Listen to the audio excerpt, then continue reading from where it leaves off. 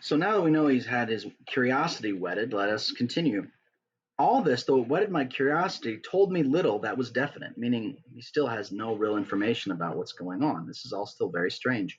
Here was a file of some salt and the record of a series of experiments that had led, like too many of Jekyll's investigations, to no end of practical usefulness. To no end of practical, meaning it doesn't seem like there's been any discovery with these experiments. How could the presence of these articles in my house either affect either the honor, the sanity, or the life of my flighty colleague? That's another word we don't often hear, this term flighty, right? So the term flighty, right? Some people talk about people having flights of fancy, right? Flighty can mean a couple of things, and sometimes it just means lacking concentration, right? If you say someone's flighty, that may mean they're easily distracted, classic ADD, like, oh, look, a pony kind of thing. But what it can also mean is it can also mean fickle, right, or irresponsible. Right? When he says his flighty colleague, right, he's basically calling him impractical, a dreamer, right? My flighty colleague, this is because the thing that he was worried about, apparently, if he's saying my sanity is at stake, my honor is at stake, he's worried that maybe he's been told to get something incriminating, right? To him, just a couple of salts, a few chemicals, and a book that's just a series of dates with very little commentary. He's like, how could anyone possibly be worried about obtaining this? Like, it doesn't seem like it should be anything that is important, and yet he says his life or his sanity is at stake. If his messenger could go to one place, why could he not go to another? Meaning, right, he's been told he has to meet a messenger for this stuff, right? Why couldn't his messenger, so when he says if his messenger can go to one place, why can he go? So he says his messenger is going to meet him with the contents of the drawer, right? He's like, well, then why can't you just send your same messenger to go get the contents of the drawer yourself? Why am I doing this and I have to meet the messenger? That doesn't make any sense. Well, of course, the obvious reason is because the messenger is going to be none other than Edward Hyde, right? Like, that's why. Like, Edward Hyde can't get it. But then, of course, even granting such impediment, why would this gentleman to be received by me in secret? Well, we now know. We know, obviously, it's because it's Edward Hyde. But this is another term, impediment, right? Impediment comes from the verb impede, right? So impediment is the noun, right? And it simply means an obstacle, right? And impede means to block, right? And both of these words, right, they have the same root as the term pedestrian, right?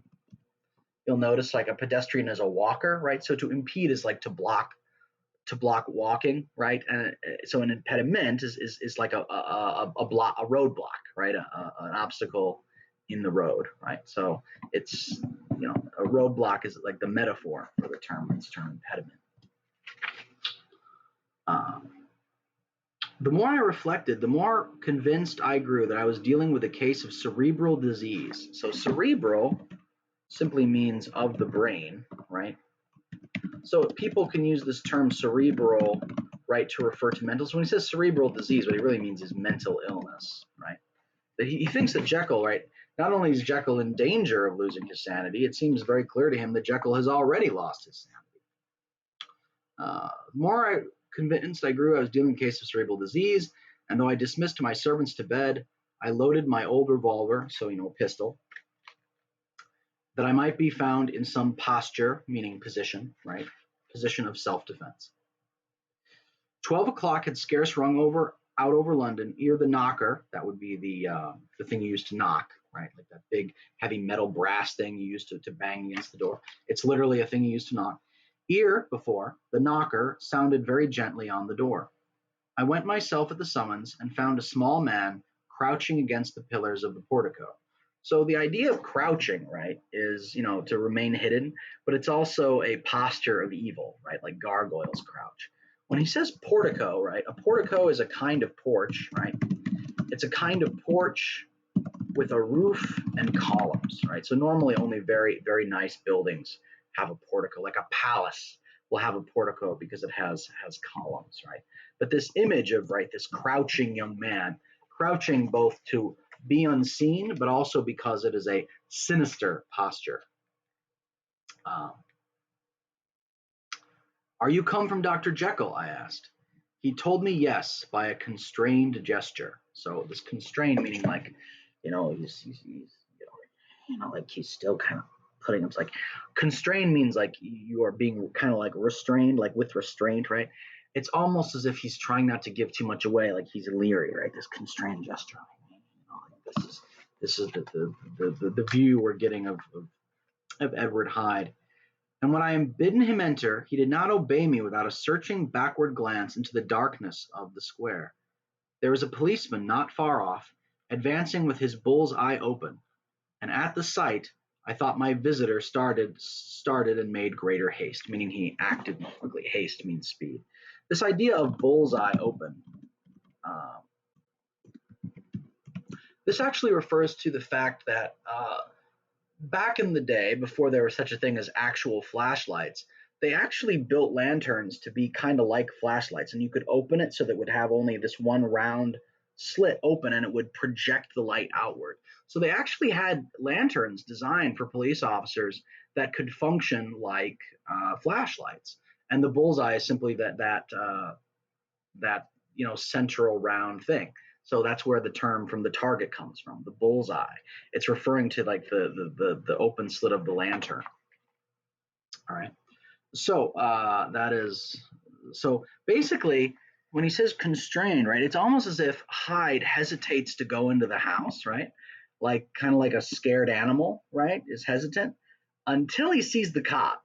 And then as soon as he sees the cop, he's like, he makes greater haste, right?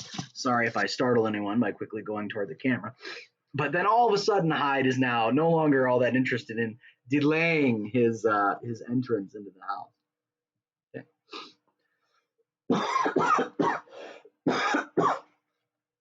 I'm completely alone in this room, and yet I'm still covering my cough. It's entirely a social thing. All right. These particulars struck me, I confess, disagreeably, meaning I admit that the details of the situation made me somewhat nervous, didn't make me feel good, right? I felt them disagreeably, and it's like, oh, you think, right? You have this like crouching, hidden creature, at your door, and he seems to be running and trying to avoid the notice of the night patrolman, and you find it disagreeable. You think, right? Yes, these particulars struck me, I confess, disagreeably, and as I followed him into the bright light of the consulting room, right, his doctor's room, basically, I kept my hand ready on my weapon. Here at last I had a chance of clearly seeing him. I had never set eyes on him before, so much was certain. So, if you haven't guessed, this is definitely Edward Hyde, and this is after the murder of Sir Danvers Carew. So the reason why he's not like in a panic yet is because he doesn't know who Hyde is. And that may be why Jekyll chooses Lanyon for this. As I fell into the bright light of the consulting room, I kept my hand ready on my weapon. Here at last I had a chance of clearly seeing him. I had never set eyes on him before, so much was certain. He was small, as I have said. That's a thing we always notice about Hyde. He's always small. I was struck besides with the shocking expression of his face, with his remarkable combination of great muscular activity and the great apparent debility of constitution, and last but not least, with the odd subjective disturbance caused by his neighborhood. Right. So basically, what he's describing is he is describing him with these kind of conflicting descriptions. So he's noticing that his face and his body, right? He notices it seems very muscular, but at the same time, he talks about a debility of constitution, right? So he seems at the same time both strong, right? That's the muscular, right? He's talking about his muscularness, but also sickly, right? That debility, because debility would be the exact of ability, how able you are. So he's saying that he looks very strange because he looks both strong and sickly at the same time. And that's what he means when he talks about this debility of constitution, right? That's the, muscular and yet with this debility of constitution and small, right? And so this idea of him being somehow both strong and sickly is a very excellent overall kind of physical description of how people view Edward Hot. He's so small that you wouldn't necessarily think of him as intimidating, but there's something disturbing about it, and he does seem to have this kind of wiry, muscular, animalistic or savage muscular sense. This bore some resemblance to incipient rigor and was accompanied by a marked sinking of the pulse, right? So he's saying, right, okay, so this idea of incipient rigor, right, and he's using the British spelling, so incipient, right, that means the beginning of. So incipient rigor in the British spelling, incipient means at the beginning of, so anything that's incipient means the onset of. Incipient rigor actually just refers to goosebumps. And then he talks about a slowing of the pulse, right? So there's just something about him that is just unnerving, right?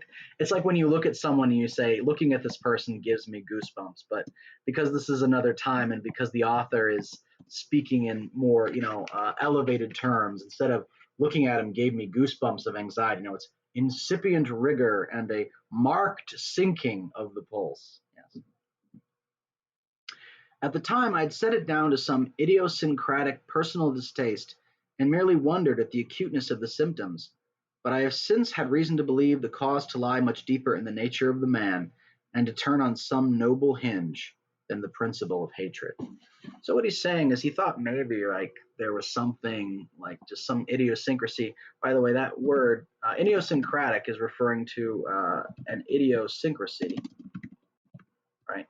And that just means strange and peculiar, right? And he thought like maybe it's just there's just something about him or something about himself that just makes him have this strong reaction to Hyde, right? But he then goes on to go on and say, no, actually, it's not that. It is definitely something else, right? Like he's saying that there's something what is good in him makes him hate what is in Hyde, right? And by the way, because this is taking a while, I imagine that this is going to take longer than the typical like three approximate 15-minute recordings, and that's also why I'm not going to have anything for Wednesday because I think that both of these chapters are going to take a little bit longer. So I'm sorry about that. So we'll be stretching them out of a period of days because of that. So I am going to finish this chapter, but just bear with me, guys. This person who had thus, from the first moment of his entrance, struck in me what I can only describe as a disgustful curiosity, was dressed in a fashion that would have made an ordinary person laughable. His clothes, that is to say, although they were of rich and sober fabric, meaning he was dressed like with clothes that are, expensive clothes and, looking sober fabric, meaning like these are the clothes of a serious person, were enormously too large for him in every measurement. All his clothes are way too big for him. The trousers hanging on his legs, trousers are, they don't say pants in Britain, they say trousers. Pants are what they refer to underwear. The trousers hang on his legs and roll up to keep them from the ground, the waist of the coat below his haunches, and the collar sprawling wide upon his shoulders. Strange to relate, this ludicrous accoutrement was far from moving me to laughter. Accoutrement, that's another word that we don't usually see too much. Accoutrement, and that's not an easy word to spell, so let me do it for you here. Accoutrement, right? It refers to clothing, but it refers to like one's accessory clothing, right? Like the accoutrement is not just your basic clothes, it's the clothes you wear to kind of signify who you are. So like a doctor's lab coat might be an accoutrement. The priest wearing his vestments is accoutrement, right? It's extra garb, right? It signifies who you are. But rather than, so he looks ridiculous wearing these clothes that don't seem like they're for him at all. Like they're for a person who would be above his station, and they just seem excessive, right? In a lot of ways. But this doesn't make Lanyon laugh. It isn't funny, right? In fact, it just makes it all the more disturbing. So again, we're at the end of this section, and we'll pick up.